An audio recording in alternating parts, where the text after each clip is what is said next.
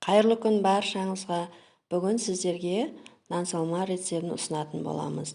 Тамағымыз өте керемет, дәмді болып шықты. Қамырымыз мүлдем езілмей шықты. Менің каналыма тіркеліп, қоңыраушаны басып кетіңіздер. Алдағы уақытта көптеген жаңа рецепттермен бөлісетін боламын. Міндетті түрде сіздер де жасап көріңіздер, ұнайды деген ойдамын. Алдын ала турап алған етімізді қызып тұрған майымызға салып, қызарғанша қуырып аламыз. Үстінен турап қойған пиязымызды салып, қып-қызыл етіп қуырып аламыз. Пияздарыңызды қызылдау етіп қуырып алсаңыздар, томат болмаса паприка салудың қажеті жоқ. Сәбізімізді салып қуырып, оның үстіне картопымызды салып, осылай қуырып аламыз. Менде тұздалмаған ет болғандықтан тұз салып қуырып алдым. Ал тұздалған ет болса, сіздерде су құйып болғасын татымына қарай тұз салып аласыздар. Міне қатырылған болгар бұрышы болған менде, соны да қосып жібердім. Өте керемет дәм береді. Және бір штук сарымсақ турадым. Видеоға түспей қалыпты. Міне бұл подливасы дайын болды. Мен үстіне су құйып,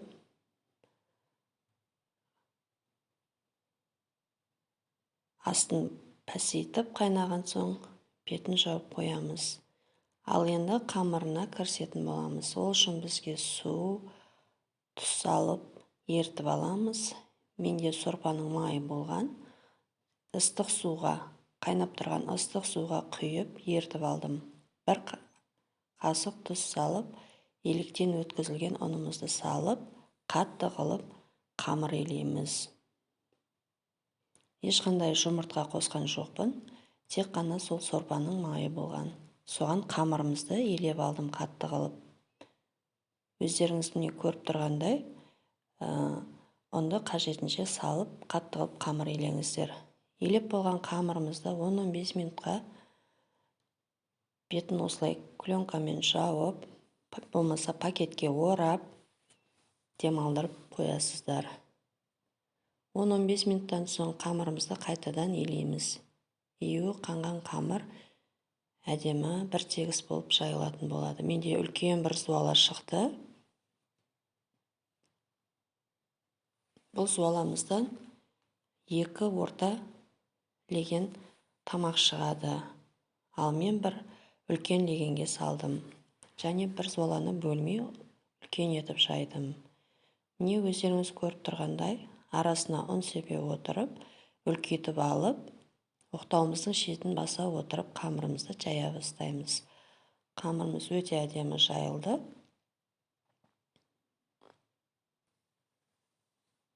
Сіздер де жасап көріңіздер, отбасыларыңызға ұнайды деген ойдамын. Ешқандай жұмыртқа қосқан жоқпын қамырымызға. Сонда да езілмей әдемі болып шықты.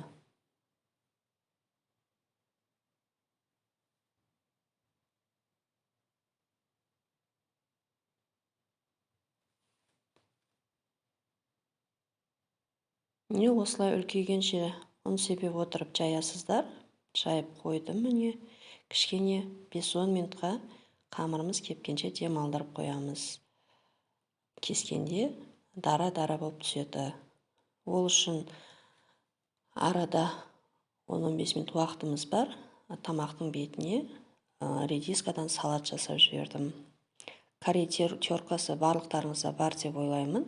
Содан өткізсеңіздер, үккіштен өткізсеңіздер, міне осындай майда болып, бір келкі болып шығады. Және салаттарыңыз өте әдемі көрінеді. Бір огурцымызды алдым. Және редискамызды теркадан өткізіп, жуып алып, дәл осылай өте әдемі болып шығады. Және бұл салатымызға мен бүгін айранмен жасадым. Айранмен де өте дәмді шықты. арасына көкпияз, укроп қоса берсеңіздер болады. Мен көкпиязбенен 1 листья жапырағын турап жібердім. Дәміне қарай тұз салыңыздар. Және 2-3 қасықтай айран қостым. Жақсылап араластырып аласыздар. Міне осымен салатымыз дайын. Біз пока қамырымызды алып, салып, легенге алғанша салатымызға тұзы да сіңіп, суы шығып, әдемі болып тұрады. Менің YouTube арнама тіркелмеген болсаңыздар, тіркеліп, ұнап жатса лайк басып, комментарий қалдырып кетіңіздер. Міне салатымыз дайын болды. Міне қамырларымызды кесіп қойдым. Енді алдын ала қайнатып алған суымызға тұзымызды салып, қамырымызды қайнап тұрған суға саламыз.